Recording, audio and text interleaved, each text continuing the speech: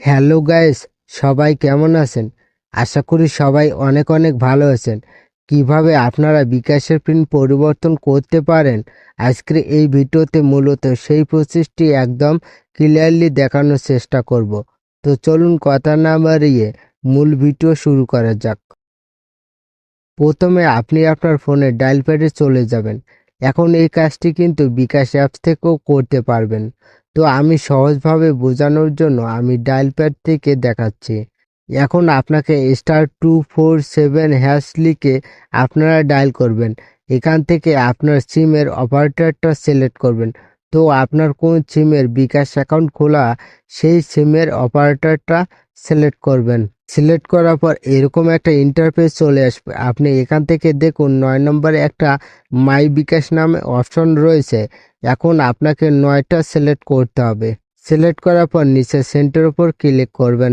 Click করার পর এখানে ৩ নাম্বার রয়েছে চেঞ্জ পিন। এখন পিন পরিবর্তন করার জন্য ৩ নাম্বারটা সিলেক্ট করবেন। সিলেক্ট করার পর নিচের দিকে দেখুন সেন্ট। এখন আপনি সেন্টের উপর একটা ক্লিক করবেন। ক্লিক করার পর এখানে দেখুন ওল্ড পিন। আপনি বর্তমানে যে পিনটি ব্যবহার করছেন সেই পিনটা আপনি এখানে বসিয়ে দেবেন। বসিয়ে দেওয়ার পর নিচে সেন্টের উপর ক্লিক করবেন।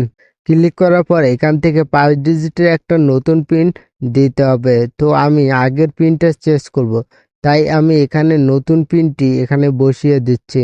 পিনটি দেওয়ার পর নিচে সেন্টের উপর ক্লিক করবেন। ক্লিক করার পর এখন সেম পিন নাম্বারটা এখানে আমাকে আবারও দিতে বলতেছে, তাই আমি এখানে আবারও নতুন পিনটা বসিয়ে দিলাম। দেওয়ার পর সেন্টার উপর ক্লিক করবেন। ক্লিক করার পর দেখতে পারবেন আপনার বিকাশের আগের পিনটা পরিবর্তন হয়ে গেছে এবং নতুন পিন সেট হয়ে গেছে। তো এই ছিল আজকের ভিডিও। ভিডিওটি দেখে যদি মনে হয় নতুন কিছু শিখেছেন, অবশ্যই সাথে থাকবেন। দেখা হচ্ছে নতুন ভিডিওতে। ধন্যবাদ ভিডিওটি শেষ পর্যন্ত দেখার জন্য।